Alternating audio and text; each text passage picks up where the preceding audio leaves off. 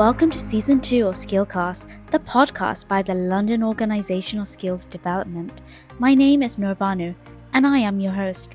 I'm thrilled to have you join me on this journey of growth and discovery. Each episode, we're sitting down with incredible guests, think experts, pros, and inspiring go-getters who'll share the stories and skills that fuel this success. Whether you're here to sharpen your own skills, get inspired, or just enjoy some awesome conversations, you're in the right place. Let's dive in.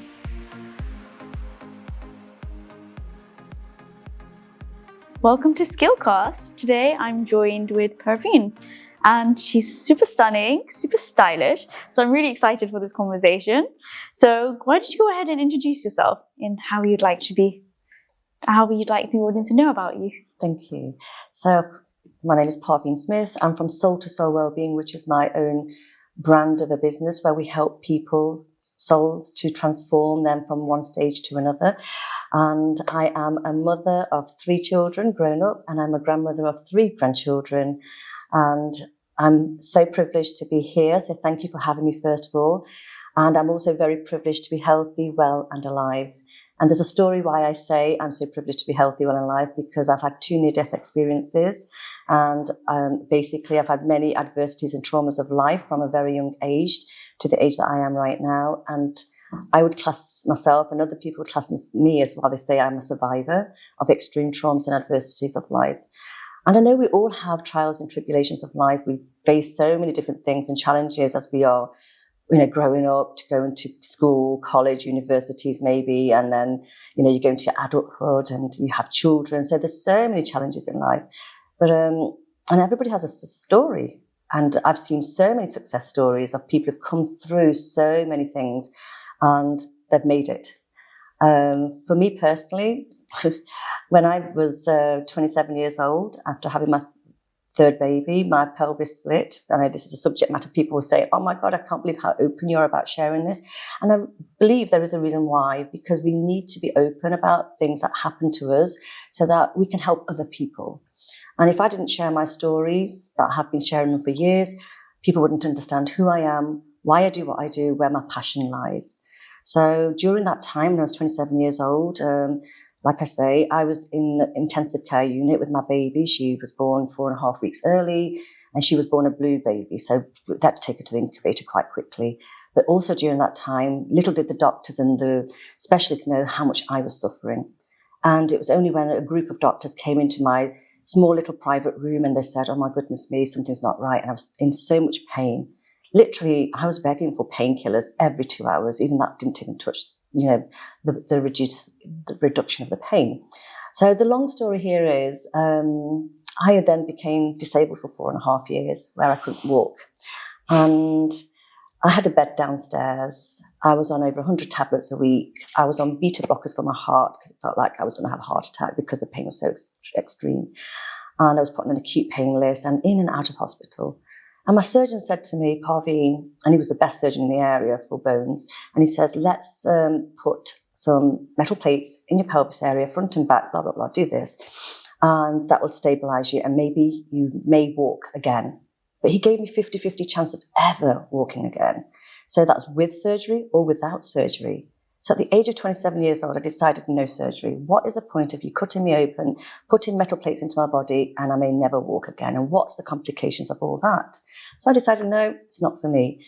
But those 4.5 years were grueling. They were so severe in every way that I could ever think of, emotionally, mentally, and spiritually and physically. I was totally broken. My husband lost his job. He became my carer. And my 8-year-old daughter, the eldest one, she was also helping us to look after the baby. Now, I never held my baby, never held her for all those years. And that's when the doctors realised, oh my God, this is really serious. So at one point I had probably about 9 surgeons around me who didn't know what to do. And at that time, those years ago, it was a very rare case. There was only one in maybe 29 women in the whole of the UK that had this actual condition. And they didn't know what to do. So like I say, I decided no surgery. I became an outpatient person who was going into rehab to help to fix my body. And it was painful. But guess what? I did it. I had some faith.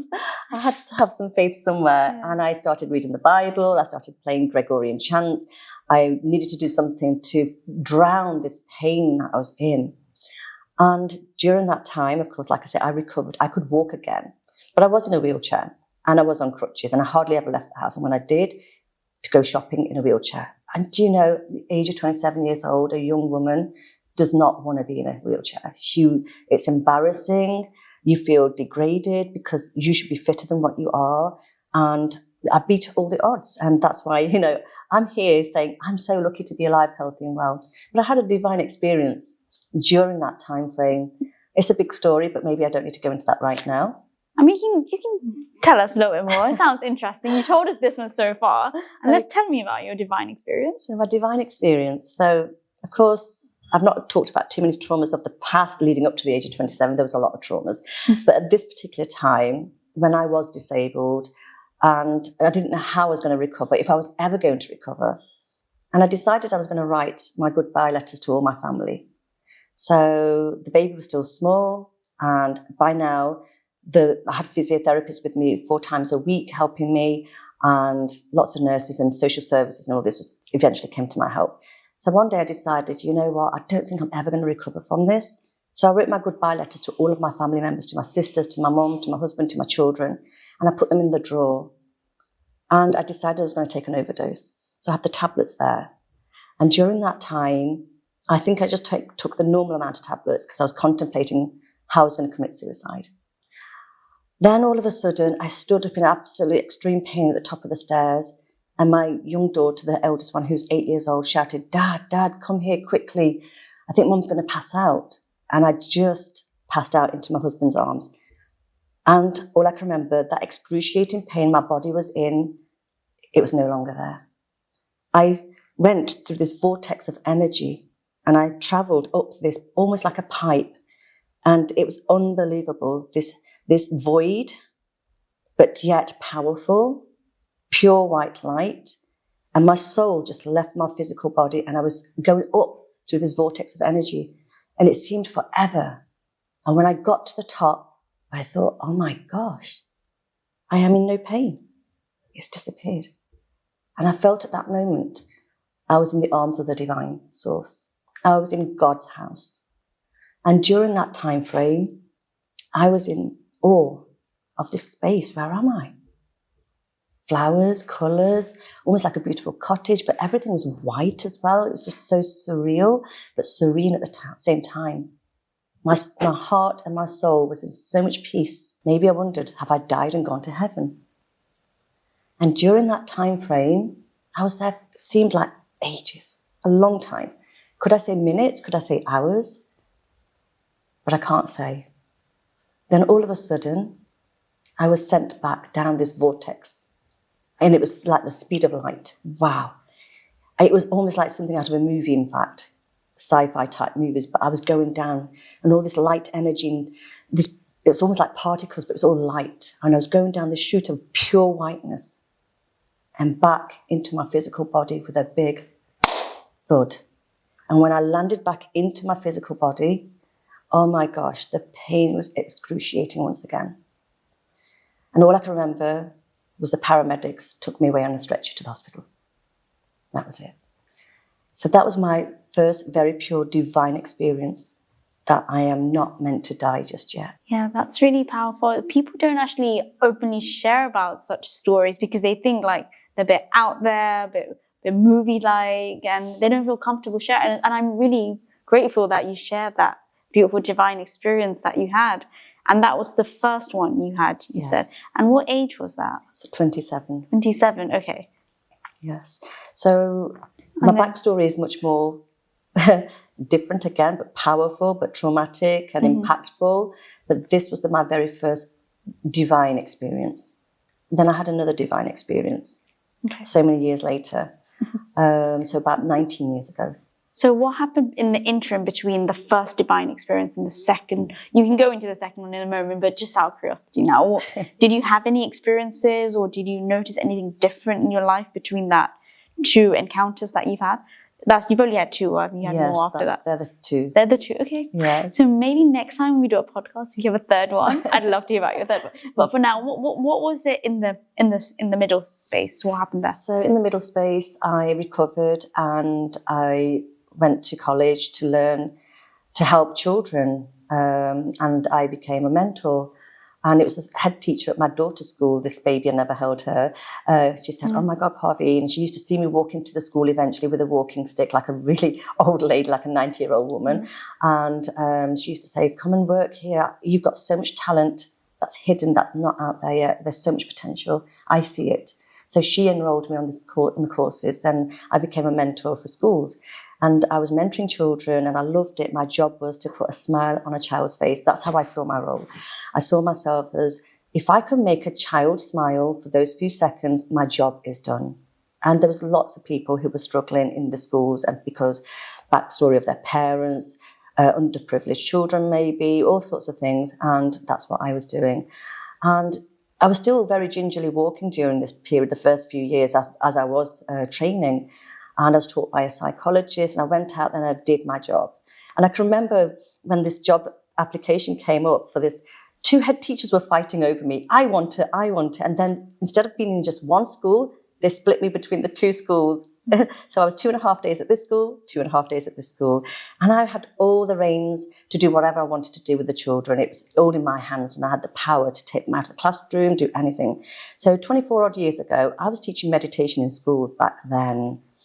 It's powerful, isn't it? Because I wanted the children to be calm and relaxed, ready for their exams, and this is what I was doing. So we used to move all the tables out of the way, and I used to get all the 30-odd children onto the floor, and then they would get into a space, and they used to giggle, thinking, oh my God, what is she doing? They used to call me Mrs. S at that time, because there's too many Mrs. Smiths in the school, so my name was Mrs. S.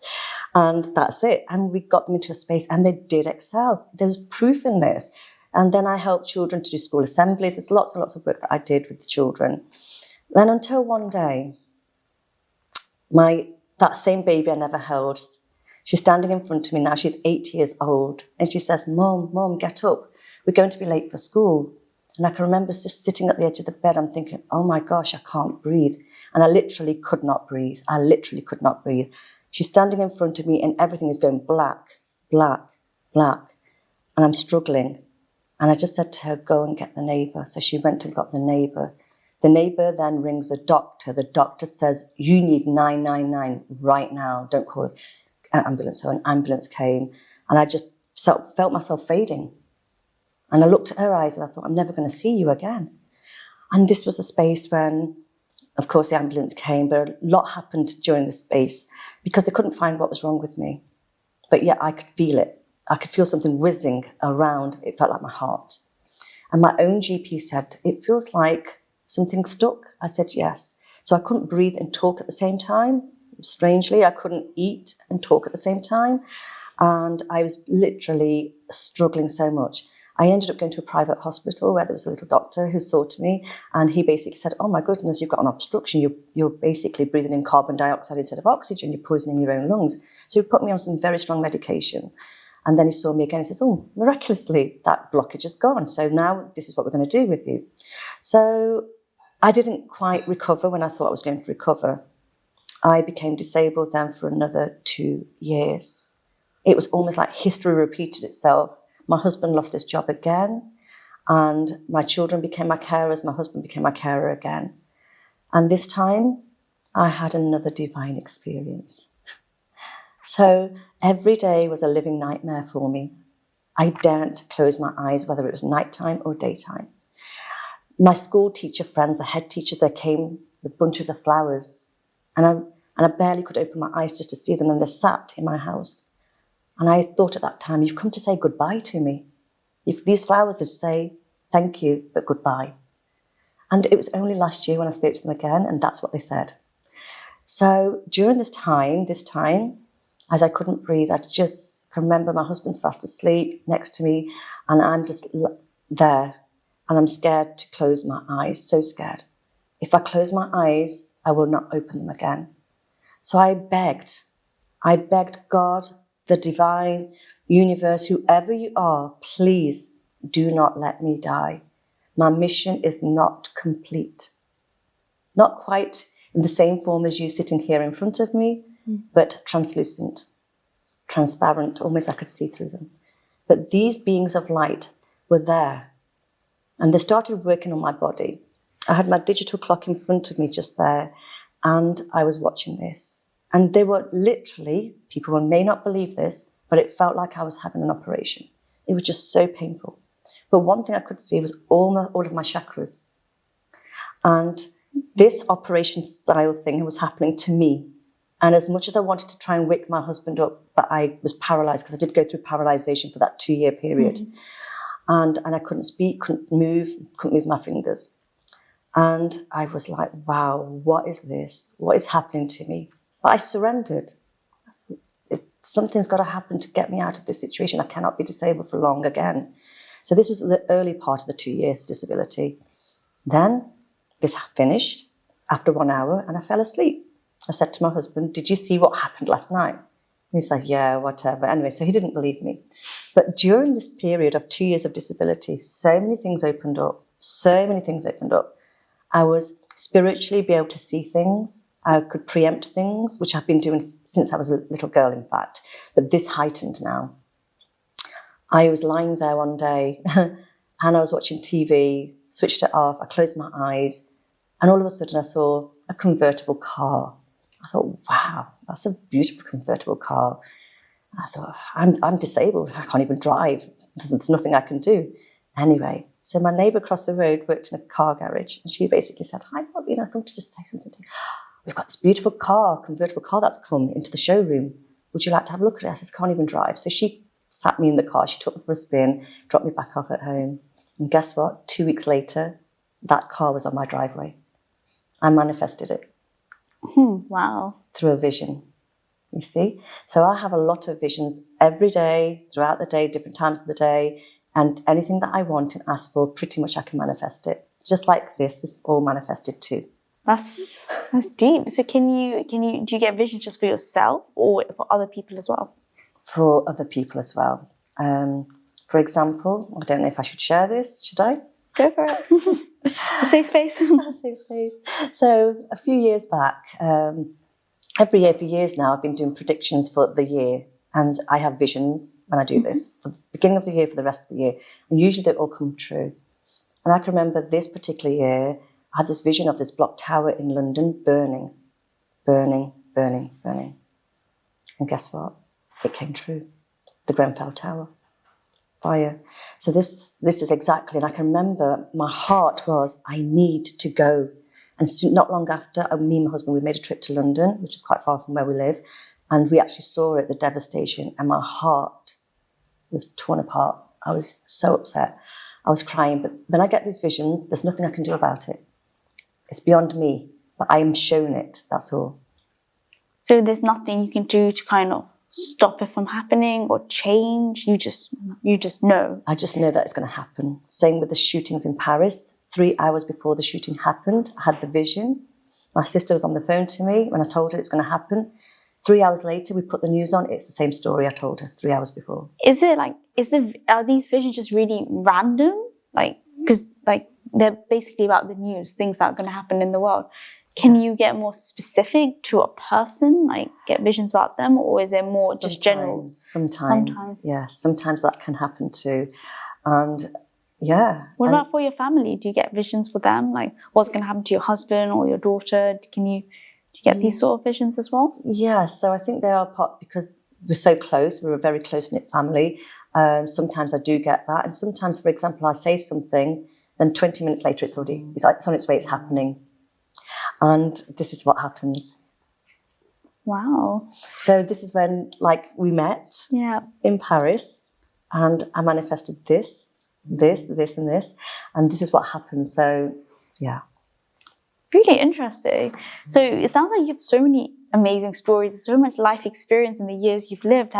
Do you document any of these experiences and encounters? So I started documenting the experiences whilst I was disabled when I was 27. Okay, perfect. Yes.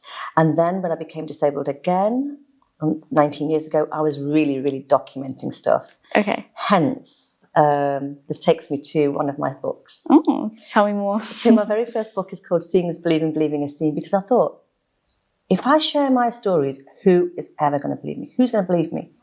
But when people saw me disabled and they saw me, I couldn't even walk to the one side of the room to the other, people came to hear my stories. My house opened up to the public. And my room was full of 18 people at a time every week. People came to hear my stories. And then I started penning those stories. My first book, Seeing is Believing, Believing is Seen, is just about what was happening to me. This awakening happened. These divine experiences were continuous every day. And so I wrote the first one. That's all about my illness, disability, six months of that. Then this book, Head in Heaven, Feet on Earth, this is the second part of the stories of what happened. And I do talk about some premonitions in here, which came true. And even, there's many other things I can say. So that's my second book. And then I was so much guided 14 years ago to write this book. And I didn't have the know-how how to write it, but I did. And just last week, this became a #1 bestseller called The Transformative Path. It's on Amazon, you said? Yes, so it's in pre-launch still. Oh, okay, so it's not on Amazon yet. So it is on Amazon. So the ebook was launched, yes, and then now this is the paper copy. The hardback is now still in, for example, launch of the paper copy. Nice. So what's this one about? It's not your story, is it your journey? What's this one about now? So 14 years ago, I wanted to write a book of how I could help people. And the way I wanted to do this was put it in a way that the tools that I've used to support my life, I wanted to share this with the world. And that's what's in this book. So the 7 steps to personal growth and empowerment. So where people are struggling with anxiety, stress, trauma, we look at different types of personalities in this book. We look at how we can adapt and embrace change and transform our lives. That's what this is about. So it's a self-help book, more so. And we were so happy that last week, it was shown as #1 new seller, #1 in psychology, #1 in inspirational prayer, #3 in health and spirituality. And of course, the figures will always change because there's thousands of books that go on Amazon every single day. So, but then... Well, congratulations. That's an amazing achievement in so many different categories as well. Exactly. It must be such an awesome book. I think I need to read this book now as well. So we haven't done the actual physical launch yet, but we're building it up, and it's going to take place in my local football club. We're going to do a big launch. What's your local football club? My local football club is Nantwich Football Club, and they are the sponsors of the launch. Oh, wow. That's a massive achievement. It is. Wow. And they have a ladies football team as well, which they're doing really well. So we're going to have some footballers there, ex-footballers as well. Yeah. Amazing. Wow, check you out. So this then links me into this. Okay. So little did I know that Professor Parin was going to ask me to do this. This is a really quick turnaround, by the way, 4 weeks to get this book out, The Forgiveness. Professor Parin asked me, you have so many stories, Parveen, and everything that you went through, where does forgiveness sit for you with all the traumas and tragedies and so forth? So I thought, this is interesting because there's 2 ways I can look at forgiveness. Yes. And this sparked something. So I believe there's 27 authors of this book. And I was so privileged to be asked to write the book on forgiveness. And I have a chapter in here. So I talk about personally what happened for me. How can I forgive this one person? How? And I've asked other people, how would you forgive this one person for what they did? And they said they wouldn't, they couldn't. So there's a story in here, but we also look at societal forgiveness, world forgiveness, traumas of the world. And I'm so privileged to be part of this book because I do believe it's a very great subject matter to cover, because there will be a time when we will reflect on our life, whether we're 50 years old, 60, 80, whatever, and we will go into a space when it comes to the time. We will look back and reflect on our life. What did I do so well? What didn't I do so well? Did I forgive the people who needed to be forgiven? Or am I holding on to grudges? And forgiveness is a very big subject matter in so many different ways. We can look at this and everybody, I'm sure, in this book, all the other authors may have had their perspectives as well. It doesn't mean my perspective is the right perspective, by the way, but I'm sharing something that I believe in, and I hope everybody enjoys this as well. So I'm not just the author of 3 books, I'm a co-author as well, the 4th. Amazing. That's how I'm seeing this. Wow, I love it. Like, you're just dishing out books, bestseller, one after one. I love it. This is a bestseller as well already. Oh my gosh. I heard yesterday. Oh, how exciting. Lots of bestsellers. You must be a bestseller woman as well. So with the forgiveness, you mentioned it's a chapter. You mentioned was it about an individual, or was it just a particular scenario in your life when you say forgiveness? I look at 2 aspects. I do look at it on a personal note. How can I forgive, and who should I forgive? Do I hold any grudges, actually? I try not to, but you know the human world we live in. It's materialistic. It's a physical world. It's an emotional world. It's all to do with our mental well-being as well. So how much do I really want to hold on to things? And really, in reality, I don't. I want to let go as much as I possibly can in this lifetime. I don't want to be the person who's holding on to grudges when it's my last breath. So I try and resolve what I can when I can on my path as I go along. And that's why the Transformative Path is also a useful book on that level. I feel release what you can while you can. When it happens, deal with it, resolve it, solve it, let it go. But of course, when my sister died, that's the bit I write about in the forgiveness. That's my personal journey. When she died, she shouldn't have died. We found her dead.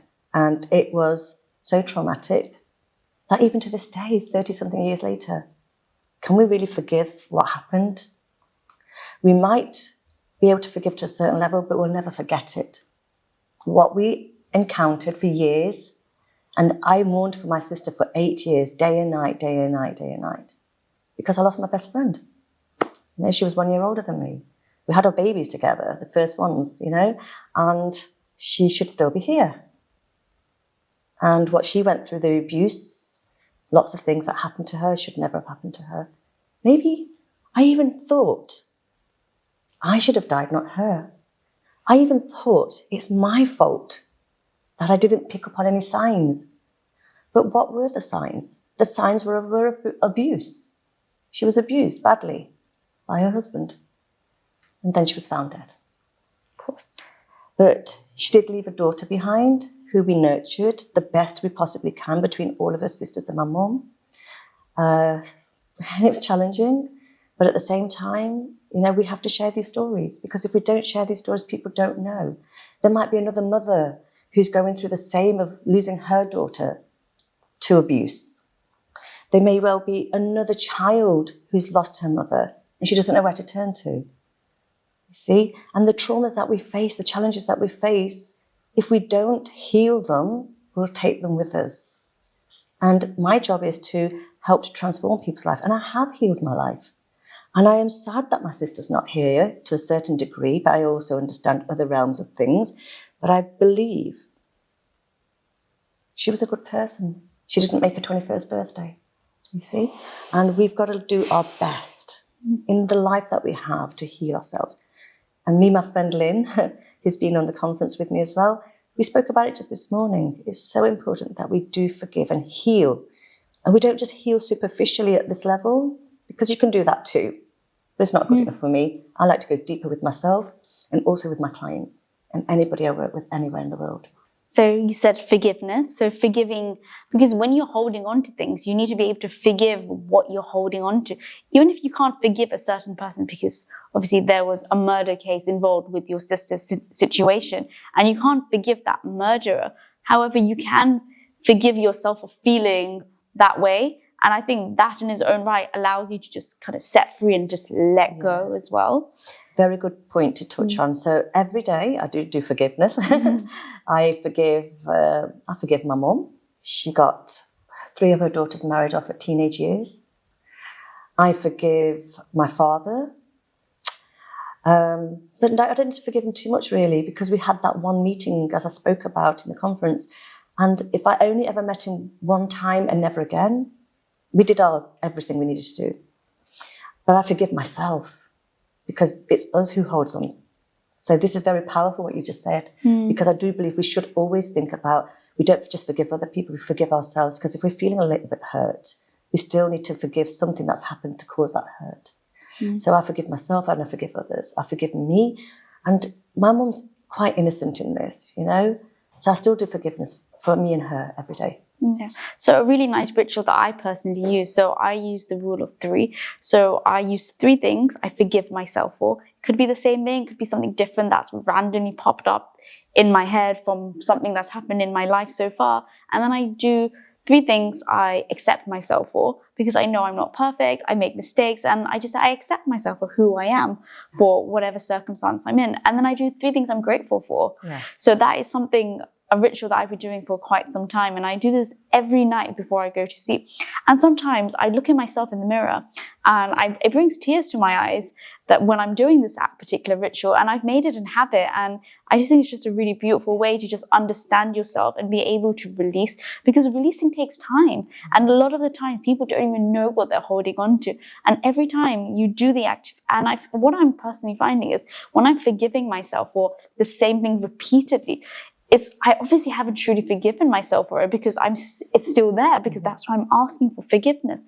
But when I do ask for forgiveness and I do have goosebumps and I don't ask myself for that sort of forgiveness again, that's when I know I have healed from there. So one thing, when I was very, very young, must have been when I was maybe 5 years old, I used to pull my grandmother's hair. So that's my father's mother.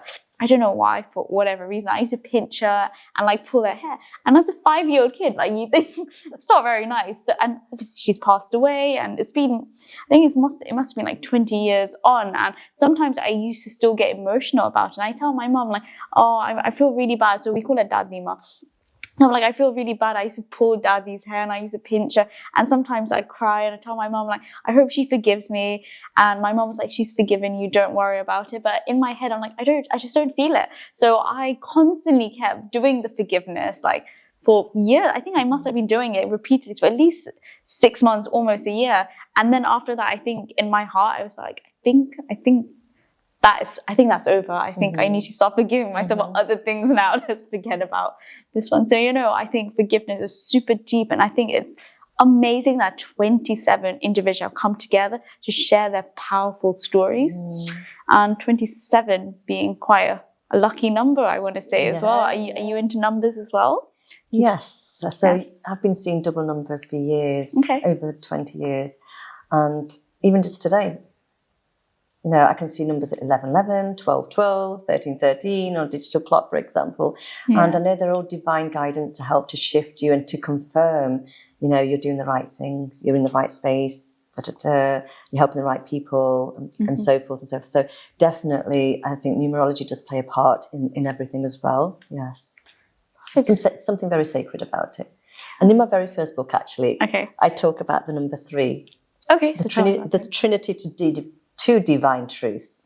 It is, because it's all about how we are, emotional beings, physical beings, and spiritual beings. And it's about how we encompass everything that's around us. And divine number 3 has been with me for 20 odd years. And it's everywhere I go, everywhere I see it. And it just shows me your divine path. Is this what you are doing? So, like you said, I may look modern. I might dress in a certain way. I have a certain class, because my mum taught us as we were all females growing up. Yeah. One thing you do is you get up in the morning, you always look presentable and you always look good. And that's how you've been brought up by my mum. And I fostered that all my life. And it's very important that we do that, I feel, because it shows your worth, your confidence, and your esteem of where you should be. Your self-esteem should be a certain place. Yeah, like they say, if you feel good, you look good. Yeah. Exactly. And what I wanted to share something else with you, if that's okay. You know the transformative path? Yes. Okay, so when I say I manifest things, can I share another manifestation with you? Yes, I love it. I'm really enjoying this. So one of my manifestations was, so my husband was working away in a hotel in the UK, and sometimes I go away and I take my laptop and I'll write my next book or whatever. So I was writing my book in this hotel. Then I went down to the swimming pool. I thought, right, because swimming is good for my pelvis and the rest of my body ever since my conditions. So I was swimming, and right in front of me, I could envision lots of TV screens As I'm swimming, I'm thinking, whoa, this is a vision. I'm having a vision that I'm swimming, but I can see a vision. There's lots and lots of TV screens, lots. Anyway, so I didn't do anything about it. I don't need to do anything about things. They just happen. And then I walked away, carried on writing my book, and then about a year later, to do a TV show. Ooh. It's called Recipe for Wellness. Oh, nice. So I was invited to New York to do some filming. So just not so long ago, we went out, me and my husband, and I also received some awards in New York as well for Health and Wellbeing Champion. But this one, two separate things. This one particularly was filmed in Central Park, New York, and it's to do with why I help people, my journey, even though we didn't go too deep into this. And when they told me how big this was going to be, they said, this episode will go out to 250 million homes. Wow. Oh, wow. Amazing. So when I was swimming, that's what I saw. Lots and lots of TV screens. It's not out yet. It's out this autumn. And I was like, wow, wow, wow. So I felt so privileged to be part of this series, which will be huge. I already know it's huge. And this sort of links in, I suppose, with how we can transform ourselves. So if I was so sick with 2 disabilities and I was given like 40 years of disability, and I recovered from one in 4.5 years, the other 2 years. In total, I was disabled for 7 years in totality. I lost 7 years of my life to some respect. But in those 7 years, I've gained a lot too, because the whole of my journey, my pathway just opened up. So if I have gone from a wheelchair user to world stage, this is because I have the tools that I want to share with the world of how you can start, even if you think you can't do this, even if you feel you're stuck, and you don't feel as if you don't know where the power is to support you, there are lots and lots of tools that's going to help so many people. So those TV screens are yet to come, but I know most of the job's already been done. Do you find you're getting these visions at a particular time when you're at a state of very much relaxation or when you're about to sleep? Is there a sequence to when you're getting these visions? No, actually, they just appear. Okay. I've got to say, they just seem to appear, and I just watch it. It's almost like I am in a movie, and there's a movie screen happening right in front of me, and I can see it sometimes with my eyes open as well as closed. And do you feel that with all the clients you work with, like when you get to know them, do you start to get visions of what they're encountering or what they need help with? Yes. So when I do whether it's Zoom or in person, whichever way I do it, I can get insights into their life. Why? So I had a lady, a professor in Dubai, and she had a Zoom meeting with me, and it was a discovery call, first of all, and she was trying to lie to me. Okay. She even said, can I just record this after our discovery call? She said, because I want to record something, I need to tell you something. She said, I was trying to lie to you, and I thought, you're not going to find out why I'm really here and why I want you to help me. Okay. And I found the real reason, and she was skirting around it and trying to nudge me away from the real cause of why she needed my help. But when I got to it, she said, you knew everything about me. And I thought, wow. She said, you know what? And I'm going to share this with you. She recorded it for her own self. I cleaned my house because I knew God's messenger was going to speak to me today. Interesting. So everything that she needed to do and hear, it was all there. So do you find that with just random people on the street as well? Like you can just kind of get random insights about them? But do you go telling them, or do you kind of keep that little secret? Okay, so today, of course, this hotel that we're staying in has got a pool, has a jacuzzi, and it was time to chill and relax. So me and my friend were sitting there talking. Okay, and this is a privilege. I said to look at us, we're in a very beautiful space, and every day is a privilege. Every day is a privilege. And we're sitting here, we look at the view, look at us, we're having this beautiful chat. You've been my friend for 20 years. You've seen me from being a wheelchair user to world stage. And some of those words are her words, by the way, not my words. So I've pinched her words. And she said something. And then this couple walked in and sat in the jacuzzi. And before he even came close, I was picking up a health condition in his body. Oh. And I said, wow, that gentleman, he's got kidney pain. Oh, no. And that's what I could pick up. But do I tell the person? Not necessarily, not all the time. Depends what it is and who it is. Last week, for example, when I was on holiday with my grandchildren, I walked past somebody and I picked up all of her back pain. So I just went to the lady, hello. Oh, I'm so sorry, but how are you? She said, I'm okay. I said, you got pain? She said, yes, I have. And I said, I can sense it. It's in your back. She said, actually, I've had a knee operation, but it's affecting my back.